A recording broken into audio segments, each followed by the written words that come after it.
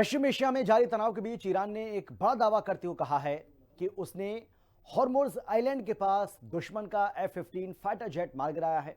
और यह दावा ऐसे समय में सामने आया जब क्षेत्र में अमेरिका और इजरायल के साथ टकराव लगातार गहराता जा रहा है। हालांकि इस घटना की अभी तक स्वतंत्र पुष्टि नहीं हो सकी है।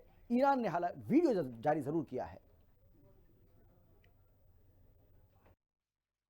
ईरान का दावा और जारी वीडियो।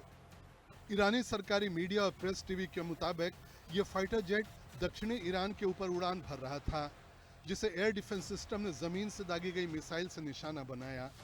एक कथित वीडियो भी जारी किया गया है जिसमें आसमान से गिरते हुए विमान को दिखाया गया है।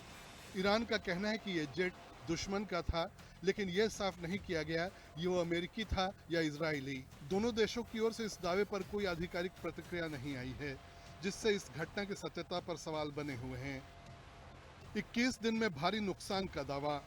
ईरान ने यह भी दावा किया है कि 21 दिन में उसने अमेरिका और इजराइल को बड़ा सैन्य नुकसान पहुंचाया है। उसके अनुसार दोनों देशों के 28 से ज्यादा एयरक्राफ्ट और कई हाईटेक सैन्य सिस्टम प्रभावित हुए हैं। अमेरिका के संदर्भ में ईरान का दावा है कि उसने 16 एयरक्राफ्ट को नुकसान पहुंचाया, जिनमें 12 MQ-9 रीपर ड्रोन शामिल हैं। एक MQ-9 ड्रोन की कीमत लगभग $56.5 मिलियन बताई जाती है, जिसे केवल ड्रोन के नुकसान का आंकड़ा $500 मिलियन से ऊपर पहुंचता है। इसके अलावा कुवैत में फ्रेंडली फायर के कारण 3 F-15 स्ट्राइक ईगल के नष्ट होने का भी उल्लेख किया गया है। मार्च 12 को इराक के ऊपर एक KC-135 फ्यूल टैंकर विमान के क्रैश होने से 6 लोगों की मौत हुई थी। F-35 पर भी हमला, बड़ा दावा। ईरान ने 19 मार्च को एक और बड़ा दावा करते हुए कहा उसने F-35 स्टील्थ फाइटर को निशाना बनाया है। अमेरिकी सेना ने इस पर केवल इतना कहा कि विमान को इमरजेंसी लैंडिंग करनी पड़ी, लेकिन कारण स्पष्ट नहीं किया। अगर ये दावा सही साबित होता है तो ये पहली बार होगा जब इतने उन्नत स्टील्थ तकनीक वाले विमान को इस तरह निशाना बनाया गया हो। हालांकि इस दावे की भी स्वतंत्र पुष्टि नहीं हो सकी है। ड्रोन और एयर डिफेंस सिस्टम पर हमले। इजराइल के भी कई ड्रोन ईरानी क्षेत्र में नष्ट होने की बात सामने आई है। ईरान का दावा है कि उसने अमेरिकी missile defence system third system को भी निशाना बनाया है। रिपोर्ट्स के मुताबिक जॉर्डन, UAE और सऊदी अरब में मौजूद AN/TPY-2 रडार सिस्टम प्रभावित हुए हैं। इनके अलावा कतर के अल उदीद एयरबेस पर मौजूद AN/FPS-132 रडार को भी नुकसान पहुंचा है, जिसकी कीमत करीब $1.1 बिलियन बताई जाती है।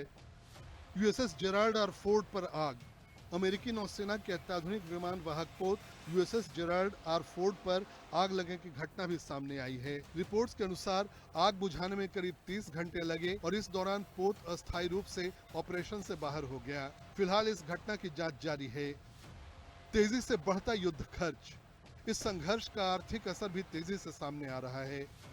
शुरुआती 6 दिनों में ही अमेरिका ने 11 से 12 बिलियन डॉलर खर्च कर दिए। महंगे हथियारों के इस्तेमाल ने इस खर्च को और बढ़ा दिया है।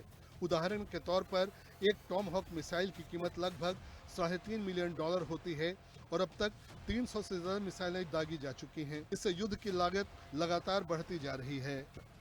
सत्यता पर सवाल, तनाव बरकरार। ईरान के ये सभी दावे फिलहाल एक तरफा हैं और स्वतंत्र स्रोतों से अमेरिका इजराइल की पुष्टि के बिना इनके सत्यता पर सवाल बने हुए हैं। विशेषज्ञों का मानना है कि इस तरह के दावे अक्सर मनोवैज्ञानिक दबाव बनाने और घरेलू समर्थन जुटाने के लिए भी किए जाते हैं। इसके बावजूद हॉर्मुज़ क्षेत्र में बढ़ता तनाव वैश्विक चिंता का विषय बन गया है, क्योंकि यह इलाका दुनिया के सबसे महत्वपूर्ण तेल आपूर्ति मार्गों में से एक है। यहाँ किसी भी बड़े सैन्य टकराव का असर वैश्विक अर्थव्यवस्था पर पड़ सकता है। हॉर्मुज़ के पास कथित F-15 हमले का दावा इस बात का संकेत है कि संघर्ष अब और खतरनाक मोड़ ले सकता है। भले ही इन दावों की पुष्टि बाकी हो, लेकिन क्षेत्र में बढ़ती सैन्य गतिविधियां और लगातार हमले इस बात की ओर इशारा करते हैं कि हालात जल्द सामान्य होने वाले नहीं हैं। ब्यूरो रिपोर्ट, हिंदी खबर।